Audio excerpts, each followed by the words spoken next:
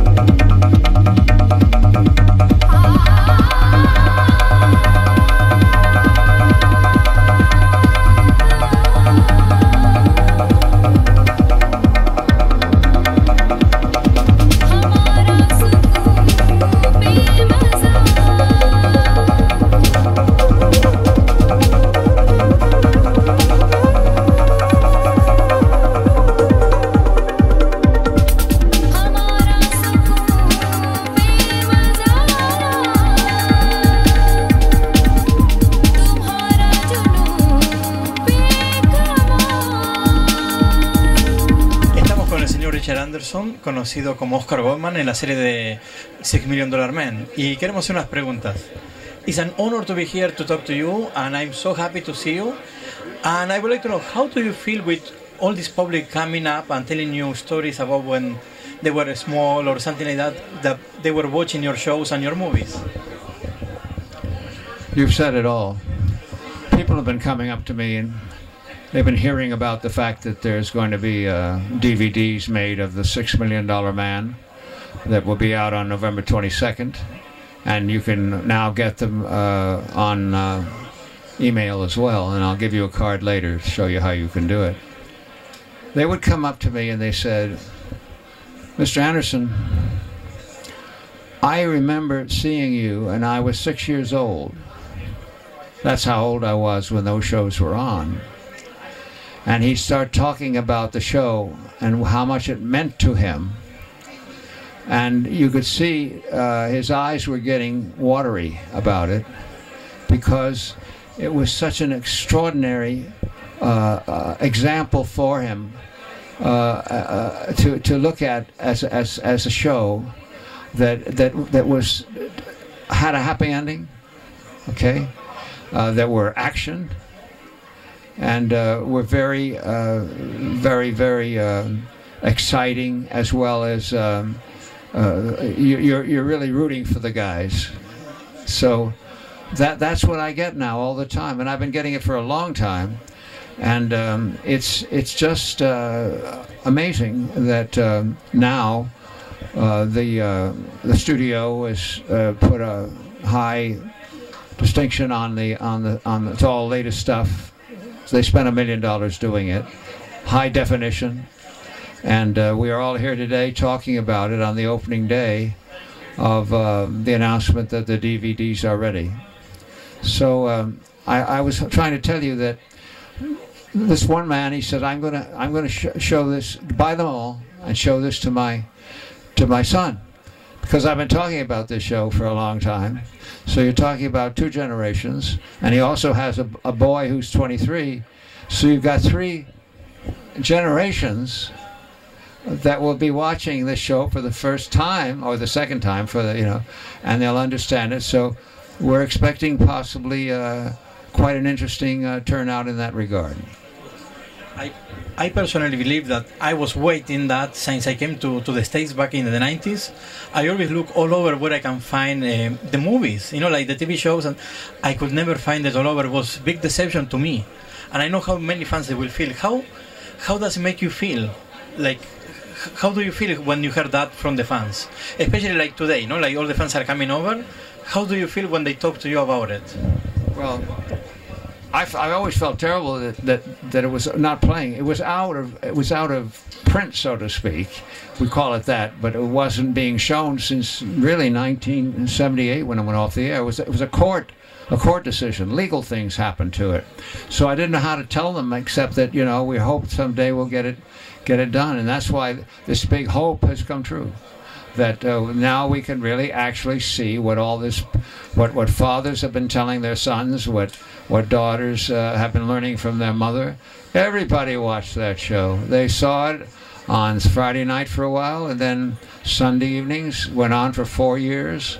Tremendous ratings, and all the magazines were saying, well, it's a kid's show, but it ain't doing bad with the adults either.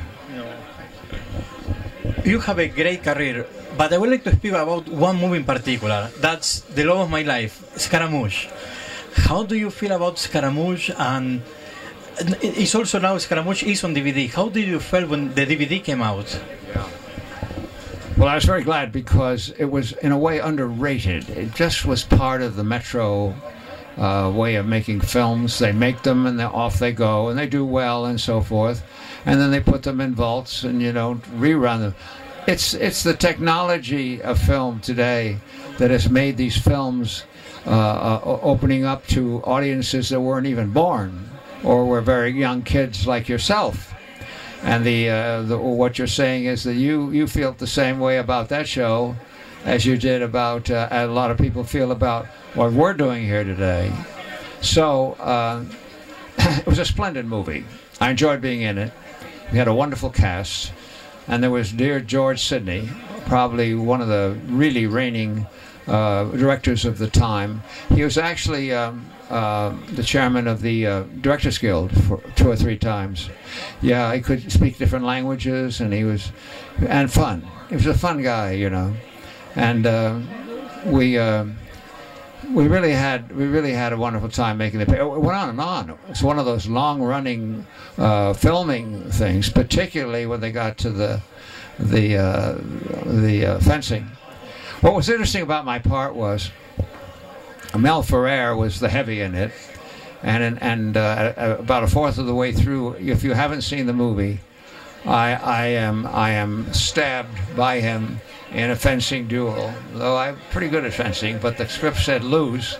And as I fell down, Mel Ferrer came down and picked me up, and he said, I'm going to get back at you, Ferrer. And the rest of the movie was about him getting back at his best friend.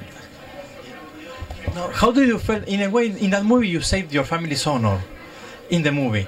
Now, how do you feel about the time? Because times now are changing. You see, like now, it's not too much. Most of the TV shows that I see is very limited. Like the ones that you made, were family involved, family oriented. How do you feel about these changes now that they are not so family oriented as, let's say, like Scaramouche or the $6 Million Man or the Bionic Woman? I don't quite understand what you mean by changes. You mean the families aren't like that? Yeah, no, like that, for example, like everything changes, right? And back then, it used to be like more family-oriented. Oh, more family-oriented, yeah. yes. Well, you said it yourself. Things change. Eisenhower, Albert Einstein said, anybody that believes that everything will stay the same must be out of their mind, or something like that. He put it more eloquently than I said it, but it's one of his favorite sayings, because change does take place, and change is very difficult. It's difficult when things change, and I understand that. I'm very much in sympathy for people that have it hard to change, and that's the case with change in film. We're going through a different period here now. There are little boys and little girls a year and a half old. What are they doing? They're hitting the computer. Do you understand? And they all, you know, when they're 10 or 12, the information they get is so extraordinary. And let's not forget the internet. The world knows more. The politicians maybe can't get away with as much. Thank you so much for your time. I know you are very busy. I don't want to take much of your time, but I would like to thank you, and thank you for the, you know, if you want to say something to the Argentinian fans that you have. To Argentinian fans, I find they are very sophisticated people, very cheerful people, and very knowing. And I have the ultimate pride in this interview for the fact that I had an opportunity to look right at you and say, bonjour, that's French. Merci beaucoup. Hasta luego. Got the two languages, all right? Yes. Thank you so much. It has been a pleasure to meet you. Thank you.